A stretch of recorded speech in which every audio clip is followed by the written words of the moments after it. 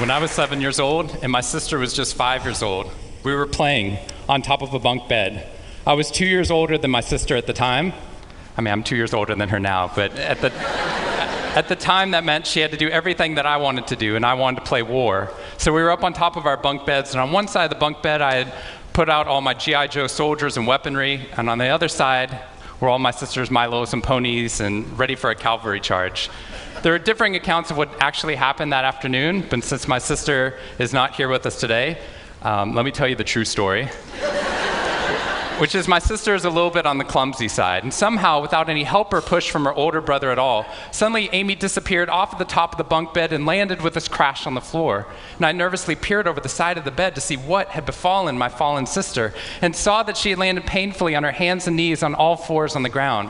I was nervous because my parents had charged me with making sure that my sister and I played as safely and as quietly as possible. And seeing as how I had accidentally broken Amy's arm just 1 week before,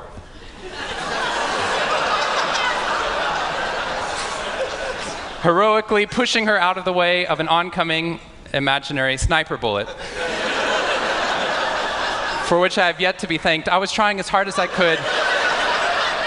She didn't even see it coming. I was trying as hard as I could to be on my best behavior, and I saw my sister's face this wail of pain and suffering and surprise, threatening to erupt from her mouth and threatening to wake my parents from the long winter's nap for which they had settled. So I did the only thing my little frantic 7-year-old brain could think to do to avert this tragedy. If you have children, you've seen this hundreds of times before. I said, Amy, wait, don't cry, don't cry. Did you see how you landed?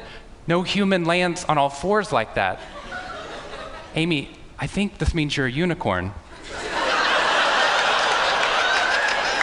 Now that was cheating, because there's nothing in the world my sister would want more than not to be Amy the hurt 5-year-old little sister, but Amy the special unicorn. Of course, this was an option that was open to her brain at no point in the past, and you could see on my poor, manipulated sister's face conflict, as her little brain attempted to devote resources to feeling the pain and suffering surprise she just experienced, or contemplating her newfound identity as a unicorn. And the latter won out. Instead of crying, instead of ceasing our play, instead of waking my parents with all the negative consequences that would have ensued for me, instead, a smile spread across her face, and she scrambled right back up onto the bunk bed with all the grace of a baby unicorn. With one broken leg.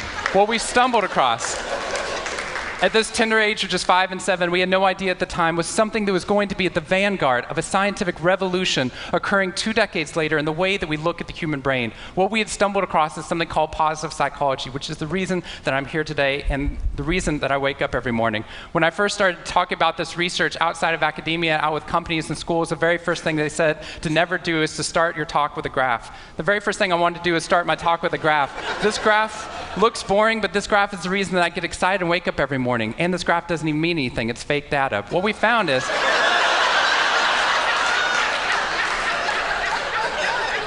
if I got this data back studying you here in the room, I would be thrilled, because there's very clearly a trend that's going on there, and that means that I can get published, which is all that really matters. The fact that there's one weird red dot that's up above the curve, there's one weird in the room, you know who you are, I saw you earlier.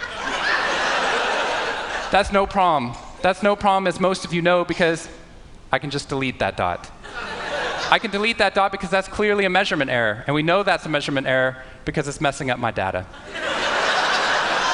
So one of the very first things that we teach people in economics and statistics and business and psychology courses is how, in a statistically valid way, do we eliminate the weirdos? How do we eliminate the outliers?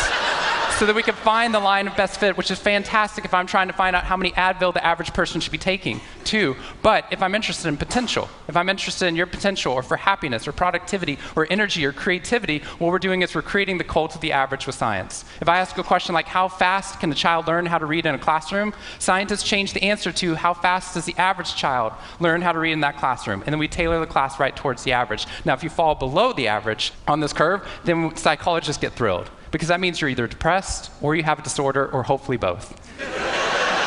We're hoping for both, because our business model is if you come into a therapy session with one problem, we want to make sure you leave knowing you have 10. So you'll keep coming back over and over again. We'll go back into your childhood if necessary, but eventually what we want to do is to make you normal again.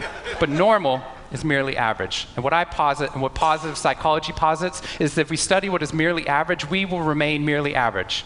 That instead of deleting those positive outliers, what I intentionally do is come into a population like this one and says, why? Why is it that some of you are so high above the curve in terms of your intellectual ability, athletic ability, musical ability, creativity, energy levels, your resiliency in the face of challenge, your sense of humor? Whatever it is, instead of deleting you, what I want to do is study you. Because maybe we can glean information, not just how to move people up to the average, but how we can move the entire average up at our companies and schools worldwide. The reason this graph is important to me is when I turn on the news, it seems like the majority of the information is not positive. In fact, it's negative. Most of it's about murder, corruption, diseases, natural disasters, and very quickly, my brain starts to think that's the accurate ratio of negative to positive in the world. What that's doing is creating something called the medical school syndrome, which if you know people who have been to medical school during the first year of medical training, as you read through a list of all the symptoms and diseases that could happen, suddenly you realize you have all of them. I have a brother-in-law named Bobo, which is a whole other story. Bobo married Amy the unicorn. Bobo called me on the phone from Yale Medical School. And Bobo said, "Shawn, I have leprosy." Which even at Yale is extraordinarily rare. But I had no idea how to console poor Bobo because he had just gotten over an entire week of menopause. See, what we're finding is it's not necessarily the reality that shapes us, but the lens through which your brain views the world that shapes your reality. And if we can change the lens, not only can we change your happiness, we can change every single educational and business outcome at the same time. When I applied to Harvard, I applied on a dare. I didn't expect to get in, and my family had no money for college. When I got a military scholarship 2 weeks later, they allowed me to go. Suddenly, something that wasn't even a possibility became a reality. When I went there, I assumed everyone else would see it as a privilege as well, that they'd be excited to be there. Even if you're in a classroom full of people smarter than you, you'd be happy just to be in that classroom, which is what I felt. But what I found there is while some people experienced that, when I graduated after my 4 years and then spent the next 8 years living in the dorms with the students, Harvard asked me to. Wasn't that guy. But what happened? I was an officer of Harvard to counsel students through the difficult 4 years, and what I found in my research and my teaching is that these students, no matter how happy they were with their original success of getting into the school, 2 weeks later their brains were focused not on the privilege of being there, nor on their philosophy or their physics. Their brain was focused on the competition, the workload, the hassles, the stresses, the complaints. When I first went in there, I walked into the freshman dining hall, which is where my friends from Waco, Texas, which is where I grew up, I know some of you have heard of it.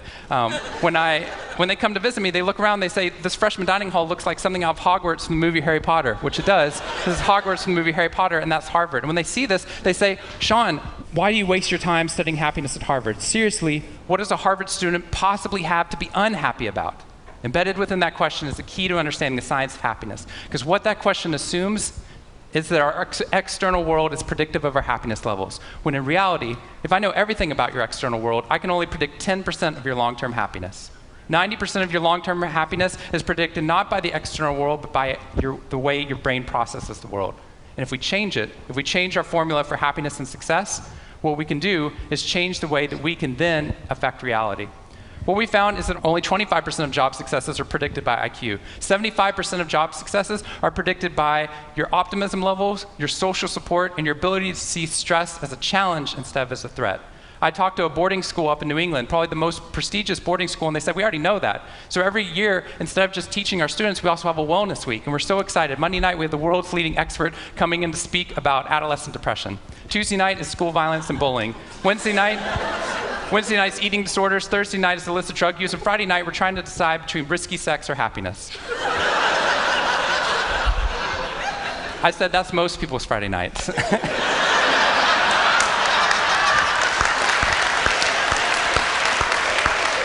Which I'm glad you liked, but they did not like that at all. Silence on the phone. And into the silence, I said, "I'd be happy to speak at your school, but just so you know, that's not a wellness week, that's a sickness week."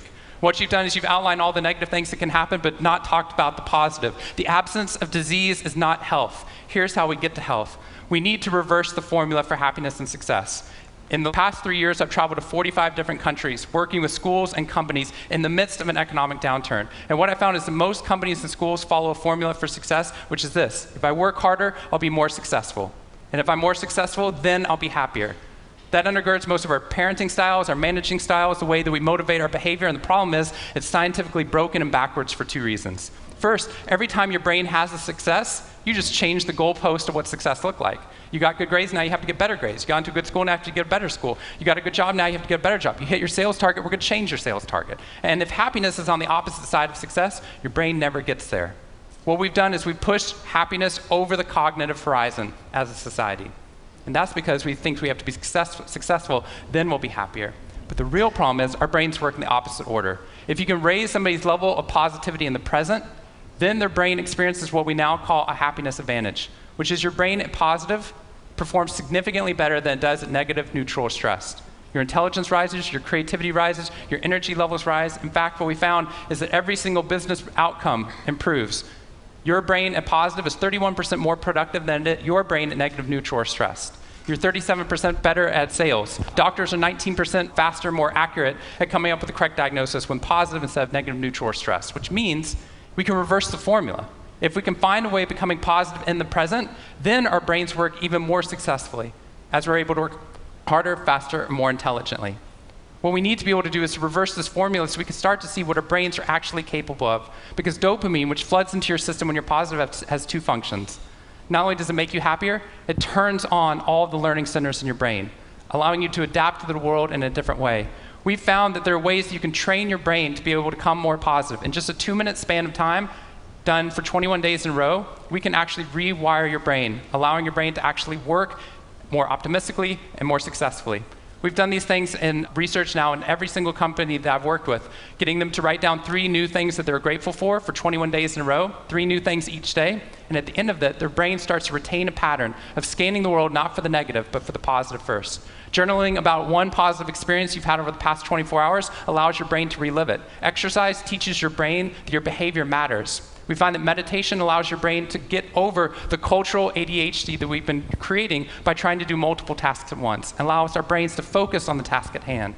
And finally, random acts of kindness or conscious acts of kindness. We get people, when they open up their inbox, to write one positive email praising or thanking somebody in their social support network.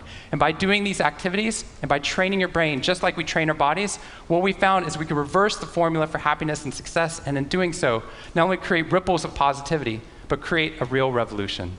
Thank you very much.